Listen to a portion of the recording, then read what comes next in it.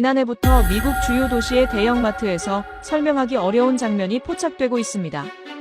콜라 진열대보다 먼저 비어있는 한 음료. 바로 한국의 전통 음료 CK입니다. 이 현상은 마트에만 국한되지 않았습니다. 카페에서, 푸드트럭에서, 식사 후의 선택지로 CK는 조용히 스며들고 있습니다. 미국의 소비문화 저널리스트 마이클 로웰은 이렇게 말했습니다. 처음엔 우연이라고 생각했습니다. 하지만 로스앤젤레스에서도 뉴욕에서도 같은 장면이 반복됐습니다. 15년간 미국 소비시장을 분석해온 전문가조차 이 현상을 설명하지 못했습니다. 한류 팬도 아닌 평범한 미국인들이 왜 4시간이나 걸려 만드는 음료를 기다리기 시작한 걸까요? 효율과 속도가 전부인 미국에서 이건 쉽게 설명되지 않는 선택이었습니다. 지금부터 우리는 콜라의 나라, 미국에서 한국의 전통 음료 CK가 선택되기 시작한 이유를 차분히 따라가 보려 합니다. 그 이야기를 지금 시작하겠습니다. 시작에 앞서 좋아요, 구독 눌러주시면 영상 제작에 큰 힘이 됩니다. 안녕하세요. 저는 마이클 로웰입니다. 올해 42살이고 시애틀에서 15년째 음료 산업 전문 저널리스트로 일하고 있어요. 제 일은 단순히 음료를 소개하는 게 아니라 그 음료가 시장에서 어떤 위치를 차지하는지, 소비자들이 왜 그걸 선택하는지를 분석하는 거였죠. 그래서 저는 늘 확신이 있었습니다. 미국 시장에서 음료의 기준점은 콜라라는 것. 그건 제가 만든 기준이 아니라 시장이 증명해온 사실이었어요. 콜라는 그냥 음료가 아니었습니다. 그건 미국 소비 문화의 상징이었고 선택의 기준점이었어요. 사람들은 새로운 음료를 마실 때도 콜라와 비교했고 음료 매장의 진열대는 언제나 콜라를 중심으로 설계되었죠. 저는 그 구조를 너무 당연하게 받아들였습니다. 15년 동안 그 질서가 흔들린 적이 없었으니까요. 그러던 어느 날 제 동료가 한국 음료 하나를 가져왔어요. CK라는 이름의 쌀로 만든 음료였습니다. 처음 들어본 이름이었고 솔직히 관심도 없었어요. 그냥 아시아 전통 음료 중 하나겠거니 생각했죠. 동료는 그걸 마시면서 이거 정말 좋은데라고 말했지만 저는 그냥 웃으면서 넘어갔습니다. 개인 취향이겠지, 그 이상도 이하도 아니라고 생각했어요. 그 음료를 직접 마셔본 건 며칠 뒤였습니다. 동료가 하나 더 사와서 제 책상에 놓고 갔거든요. 저는 별 기대 없이 뚜껑을 열었어요. 첫 모금을 마셨을 때 솔직히 이상했습니다. 달콤하면서도 곡물 특유의 질감이 느껴졌고 탄산이 없는데도 입안이 개운했어요. 나쁘지 않았지만 그렇다고 특별하다고 느껴지진 않았습니다. 그냥 한국 사람들이 좋아할 만한 음료구나, 그 정도로만 생각했죠. 저는 그 음료를 다 마시고 나서도 별다른 생각을 하지 않았어요. 제 머릿속엔 여전히 콜라가 있었고 CK는 그저 수많은 틈새 음료 중 하나로 분류되었습니다. 미국 시장에는 늘 이런 음료들이 나타났다가 사라졌거든요. 건강음료, 천연음료, 전통음료. 다들 나름의 이야기를 가지고 등장했지만 결국 주류 시장에 진입하는 건 극소수였어요. 저는 CK도 그런 음료 중 하나라고 확신했습니다. 몇 주가 지났고 저는 평소처럼 집 근처 대형마트에 들렀어요. 일주일에 한두 번은 꼭 들르는 곳이었죠. 음료 코너는 제가 가장 자주 관찰하는 공간이었습니다. 진열대 구성, 소비자들의 선택 패턴, 재고 회전율. 이런 걸 보는 게 제 직업이었으니까요. 그날도 마찬가지였어요. 저는 자연스럽게 음료 코너로 향했습니다. 그런데 그날은 뭔가 달랐어요. 음료 코너에 들어서자마자 제 시선이 한 곳에 멈췄습니다. CK 진열대였어요. 그 진열대가 텅 비어 있었습니다. 완전히 비어 있었어요. 저는 잠시 멍하니 서 있었죠. 그러다가 고개를 돌려 콜라 진열대를 봤습니다. 콜라는 아직 절반 이상 남아 있었어요. 저는 그 순간을 어떻게 설명해야 할지 몰랐습니다. 그냥 우연일 수도 있었어요. 제 입고가 늦어졌을 수도 있었고 특별한 이벤트가 있었을 수도 있었죠. 하지만 뭔가 이상했어요. 콜라 진열대보다 먼저 비어 있다는 게 설명이 안 됐습니다. 저는 그 자리에 한참 서 있었어요. 아무 생각도 하지 않은 채로요. 그때 한 여성이 음료 코너로 들어왔습니다. 그녀는 콜라 진열대를 스쳐 지나갔어요. 멈추지도 않았습니다. 그리고 바로 CK 진열대로 갔죠. 텅 빈 진열대를 보고 실망한 표정을 지었어요. 그러다가 직원을 불러서 뭔가 물어봤습니다. 저는 그 장면을 그냥 지켜봤어요. 직원이 고개를 끄덕이며 뭔가 대답했고 여성은 고맙다는 표정으로 돌아갔습니다. 저는 여전히 그 자리에 서 있었어요. 그 여성이 왜 콜라를 선택하지 않았는지 이해할 수 없었습니다. 콜라는 바로 옆에 있었어요. 충분히 남아 있었고 선택지도 다양했죠. 그런데 그녀는 식혜를 찾았습니다. 없으면 기다리겠다는 태도였어요. 저는 그게 이해되지 않았습니다. 저는 천천히 음료 코너를 둘러봤어요. 그리고 그제야 깨달았습니다. 식혜 진열대의 위치가 바뀌어 있었어요. 예전에는 구석에 있었는데 이제는 중앙통로 바로 옆에 자리 잡고 있었습니다. 콜라 진열대와 거의 같은 위치였어요. 아니, 어떤 면에서는 더 눈에 잘 띄는 곳이었습니다. 저는 그 배치를 보면서 뭔가 이상하다고 느꼈어요. 마트는 진열대 위치를 함부로 바꾸지 않습니다. 그건 판매 데이터와 소비자 동선을 분석한 결과였어요. 즉, 식혜가 그 위치를 차지할 만한 이유가 있다는 뜻이었죠. 저는 그 사실을 인정하고 싶지 않았습니다. 음료 코너를 나오면서 저는 몇 명의 손에 들린 음료를 봤어요. 3명 중 2명이 식혜를 들고 있었습니다. 콜라를 든 사람은 1명뿐이었어요. 저는 그 비율을 머릿속으로 계산하려고 했지만 곧 멈췄습니다. 의미 없는 일이라고 생각했거든요. 샘플이 너무 작았으니까요. 하지만 그날 이후로 저는 자꾸 그 장면을 떠올렸어요. 텅 빈 식혜 진열대.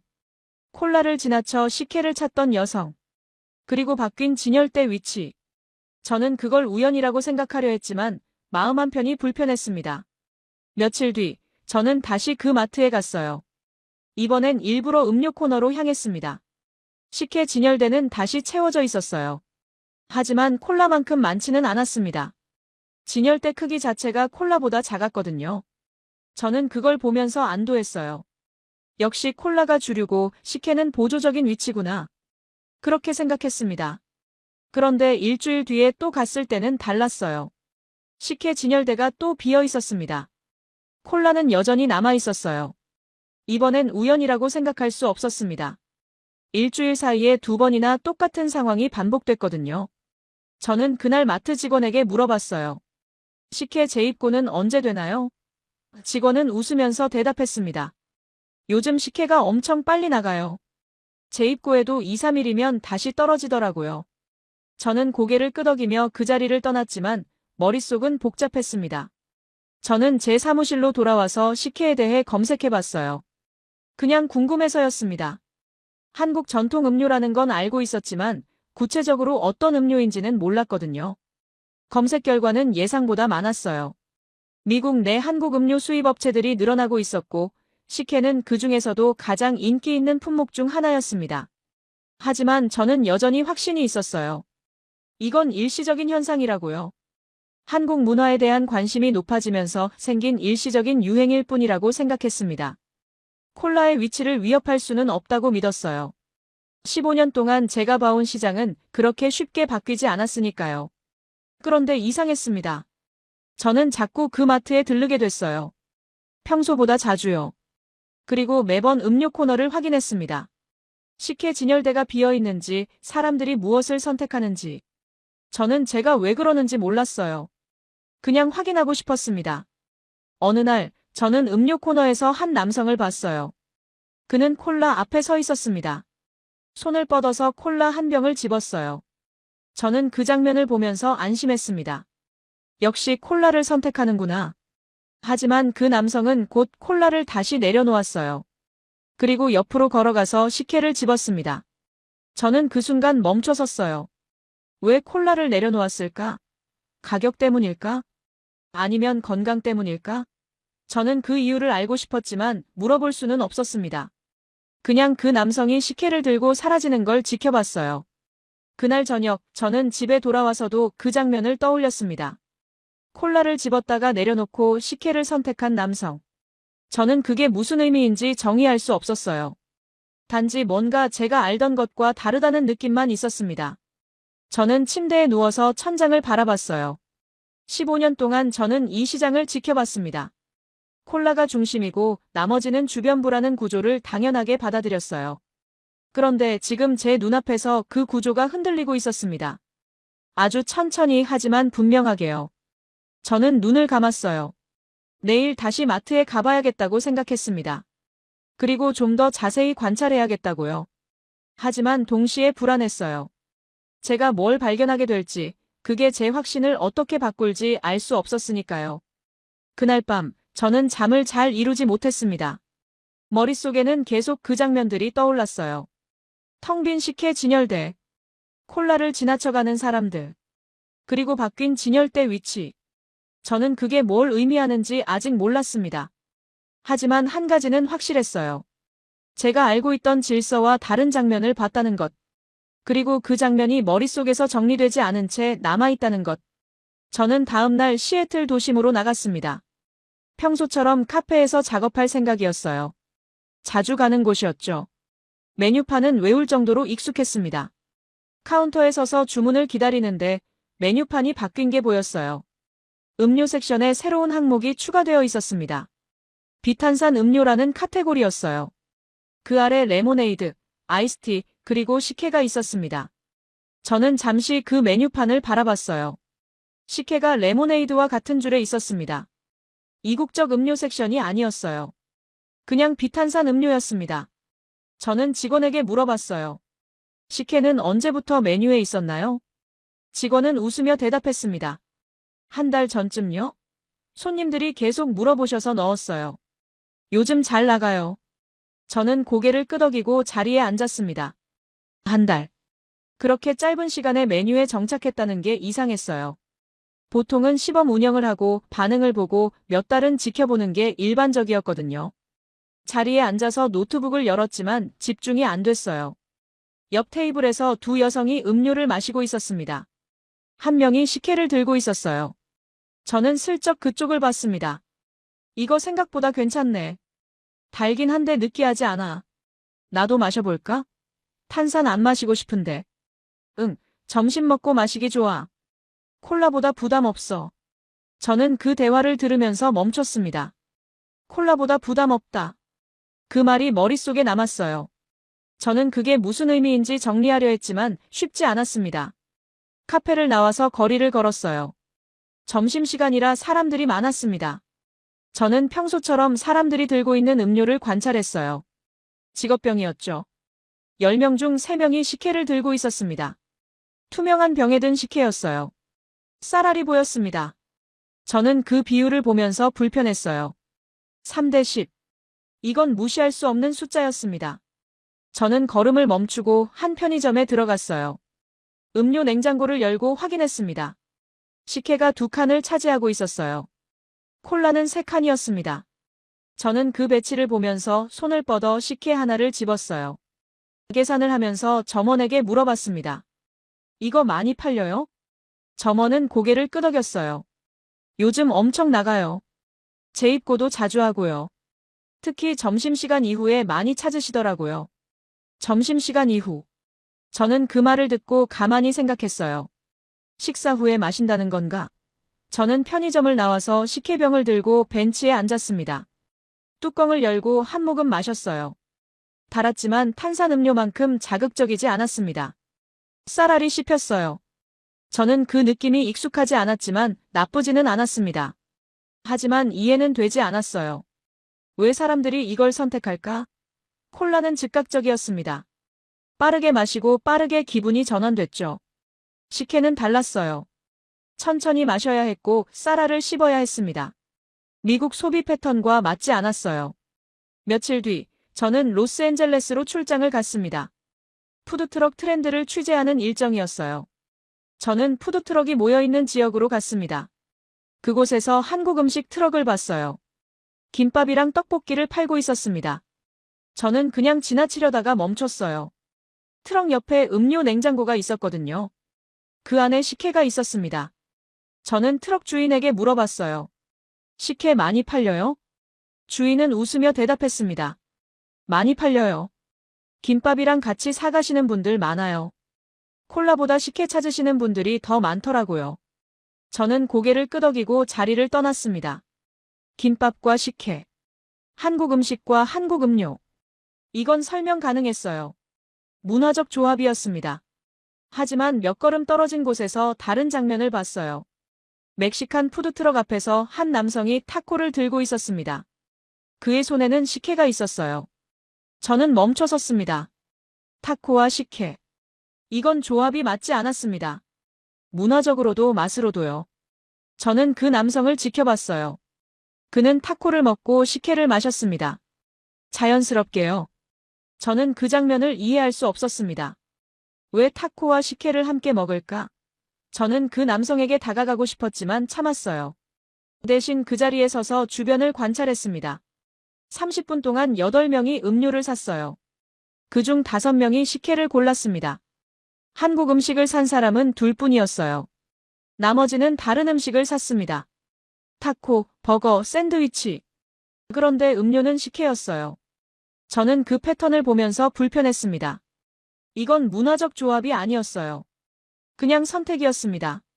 사람들은 식혜를 한국 음료로 인식하지 않는 것 같았어요. 그냥 음료였습니다. 저는 근처 벤치에 앉아서 메모를 시작했어요. 식혜는 한국 음식과만 소비되지 않는다. 다양한 음식과 조합된다. 소비자들은 문화적 맥락보다 실용적 이유로 선택하는 것으로 보인다. 저는 그 메모를 읽고 멈췄습니다. 실용적 이유. 그게 뭘까? 저는 답을 찾지 못했어요. 그냥 관찰만 했을 뿐이었습니다. 저녁에 호텔로 돌아와서 저는 소셜미디어를 검색했어요. 식혜 관련 게시물을 찾아봤습니다. 생각보다 많았어요. 사람들이 식혜 사진을 올리고 있었습니다. 게시물들을 읽으면서 패턴을 발견했어요. 사람들은 식혜를 한류와 연결하지 않았습니다. 대신 이렇게 썼어요. 점심 먹고 마시기 좋음. 탄산 안 좋아하는데 이건 괜찮음. 달긴 한데 콜라보다 덜 느끼함. 쌀알 씹히는 게 신기함. 저는 그 표현들을 보면서 혼란스러웠어요. 한류를 언급하는 사람은 거의 없었습니다. K-팝이나 드라마를 이야기하는 사람도 적었어요. 그냥 음료로 평가하고 있었습니다. 저는 노트북을 덮고 창밖을 봤어요. 로스앤젤레스 야경이 보였습니다.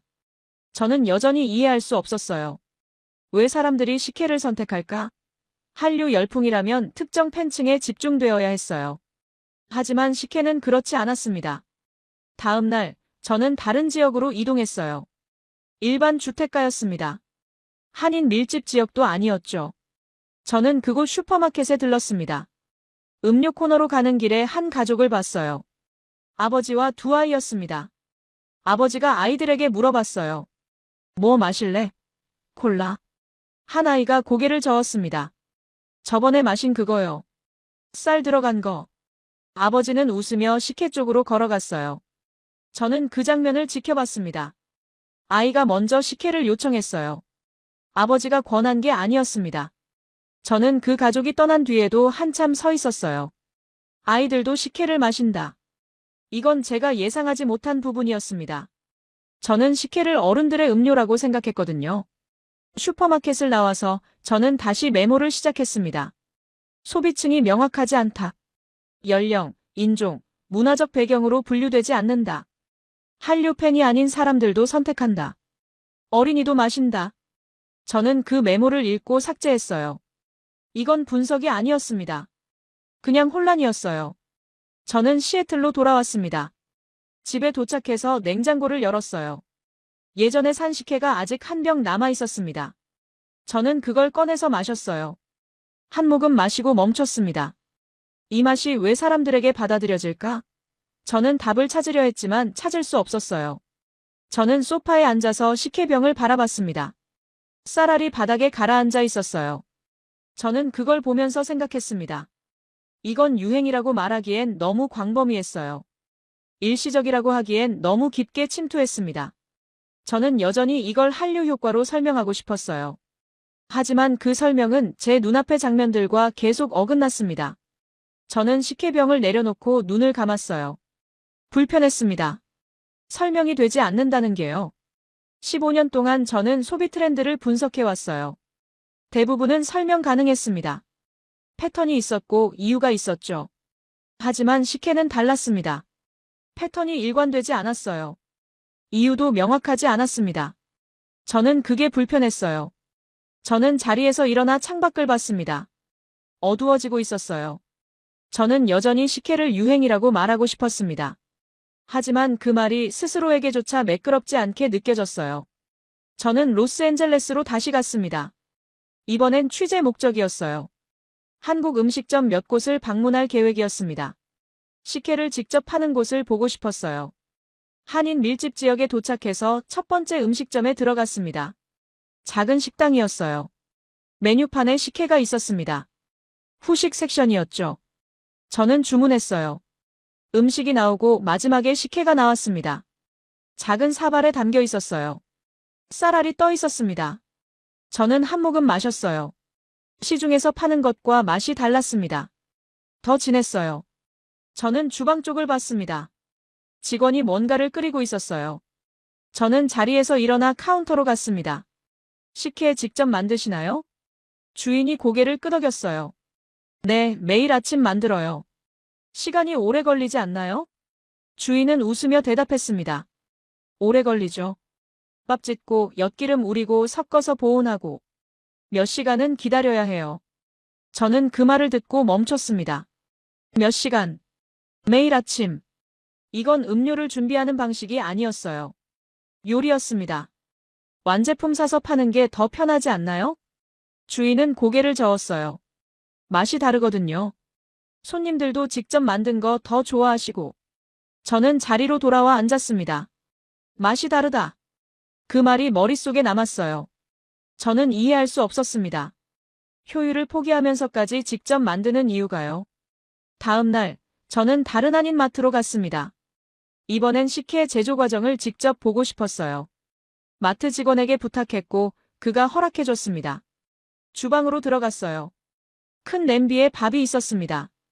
엿기름물도 준비되어 있었어요. 직원이 둘을 섞었습니다. 그리고 보온병에 옮겼어요. 이제 기다려야 해요. 4시간 정도요. 저는 그 말을 듣고 시계를 봤습니다. 4시간. 그 시간 동안 아무것도 할 수 없었어요. 그냥 기다려야 했습니다. 왜 이렇게 오래 걸리나요? 직원이 대답했어요. 쌀이 익어야 해요. 엿기름이 쌀을 분해하면서 단맛이 나거든요. 그 과정이 시간이 필요해요. 저는 고개를 끄덕였지만 납득되지 않았습니다. 미국 음료 시장에서 이런 건 있을 수 없었어요. 시간은 비용이었습니다. 효율이 전부였죠.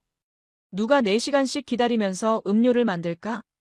저는 4시간 뒤에 다시 왔어요. 직원이 보온병을 열었습니다. 쌀알이 떠올라 있었어요. 직원이 웃으며 말했습니다. 됐네요. 그는 그걸 냄비에 옮겨서 끓였어요. 끓이고 식혔습니다. 저는 그 과정을 지켜봤습니다. 끓이고 식히는 데만 또 1시간이 걸렸어요. 완성된 식혜를 맛봤습니다. 달았어요. 하지만 설탕 단맛이 아니었습니다. 쌀에서 나온 단맛이었어요.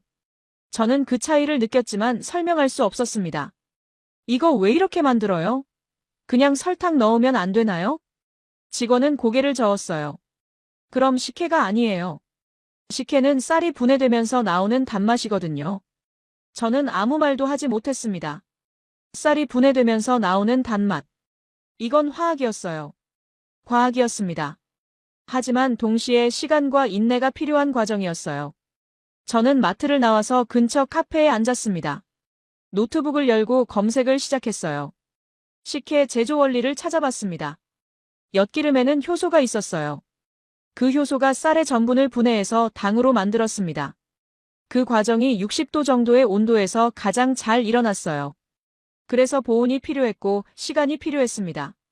저는 그 설명을 읽으면서 혼란스러웠어요. 이건 과학적으로 설명 가능했습니다. 효소, 온도, 시간. 모두 논리적이었어요. 하지만 그게 소비와 연결되지 않았습니다.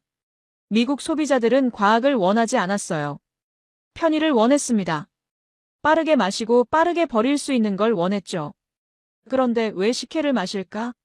왜 이렇게 복잡한 과정을 거친 음료를 선택할까? 저는 노트북을 덮고 창밖을 봤습니다. 거리를 지나가는 사람들이 보였어요. 몇 명이 음료를 들고 있었습니다. 저는 그중 식혜를 든 사람이 있는지 세어봤어요. 2명이었습니다. 저는 다시 한인 지역으로 돌아갔습니다. 이번엔 작은 문화 공간이었어요. 한국 전통 음식을 체험할 수 있는 곳이었습니다. 저는 식혜 만들기 클래스가 있는지 물어봤어요. 운 좋게도 다음 날 수업이 있었습니다. 다음 날 아침, 저는 그 공간에 갔습니다. 5명의 참가자가 있었어요. 모두 미국인이었습니다.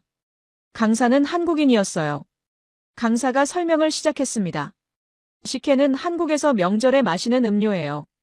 특히 추석이나 설날 같은 큰 명절에 가족들이 모여서 함께 만들어요. 저는 메모를 하면서 들었습니다. 명절, 가족. 이건 소비 맥락이 아니었어요. 문화적 맥락이었습니다. 왜 명절에 마시나요? 한 참가자가 물었어요. 강사가 대답했습니다. 명절에는 기름진 음식을 많이 먹거든요. 식혜는 소화를 돕는다고 믿어서 식사 후에 마셔요. 저는 그 설명을 들으면서 펜을 멈췄습니다. 소화를 돕는다고 믿어서. 이건 과학이 아니었어요. 민간 신앙이었습니다. 실제로 소화를 돕나요? 제가 물었어요. 강사는 웃으며 대답했습니다. 과학적으로 증명된 건 아니에요. 하지만 한국 사람들은 그렇게 믿어왔어요. 오래전부터요. 저는 아무 말도 하지 못했습니다. 과학적 증명 없이 믿어왔다. 이건 제가 이해하는 소비 논리와 맞지 않았어요. 수업이 시작됐습니다. 찹쌀을 씻고 밥을 짓고 엿기름을 우렸어요. 그리고 섞어서 보온병에 넣었습니다. 강사가 말했어요. 이제 4시간 기다려야 해요. 그 시간 동안 쌀이 변해요. 저는 보온병을 바라봤습니다. 4시간. 그 시간 동안 아무것도 할 수 없었어요. 그냥 기다려야 했습니다. 현대 소비 사회에서 이건 받아들여지기 어려운 개념이었어요. 4시간 뒤 다시 모였습니다. 보온병을 열었어요. 쌀알이 떠올라 있었습니다. 강사가 말했어요. 이게 식혜예요. 참가자들이 감탄했습니다. 저는 그 반응을 보면서 이해할 수 없었어요. 왜 감탄할까? 그냥 쌀이 물에 뜬 것뿐인데요. 강사가 그걸 끓이고 식혔습니다. 완성된 식혜를 나눠줬어요. 저는 한 모금 마셨습니다. 제가 마트에서 산 것과 달랐어요. 더 진했고 쌀알도 더 많았습니다. 옆에 있던 참가자가 말했어요. 이거 만드는데 하루 종일 걸리네요. 근데 맛있어요. 저는 그 말을 듣고 멈췄습니다. 하루 종일. 맛있어요. 이 두 문장이 같이 존재한다는 게 이상했어요. 시간과 맛. 이 둘은 미국 소비 사회에서 교환 가능한 게 아니었습니다. 수업이 끝나고 저는 강사에게 물어봤어요. 미국 사람들이 왜 이렇게 시간 걸리는 음료를 좋아할까요? 강사는 잠시 생각하더니 대답했습니다. 글쎄요. 아마 빠른 것에 지쳤나 봐요. 요즘은 모든 게 너무 빠르잖아요.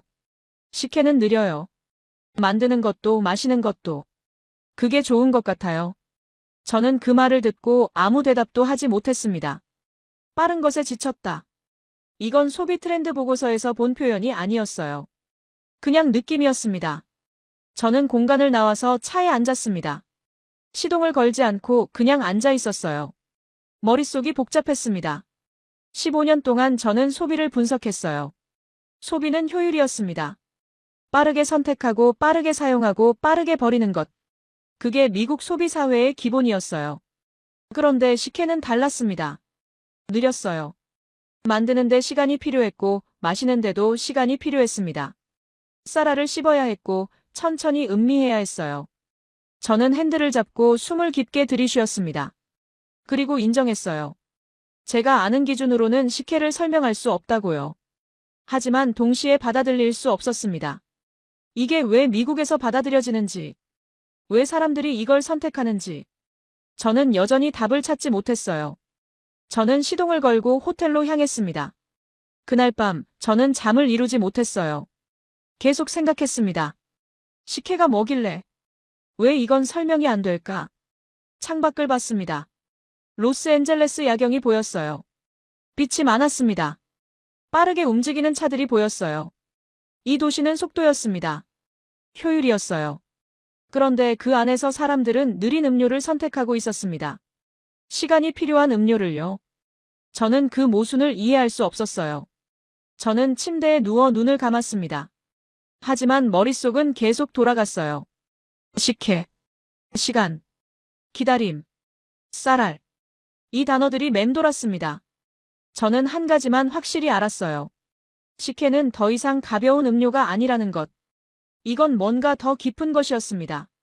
하지만 그게 뭔지는 아직 말할 수 없었어요. 저는 시애틀로 돌아왔습니다. 출장이 끝났어요.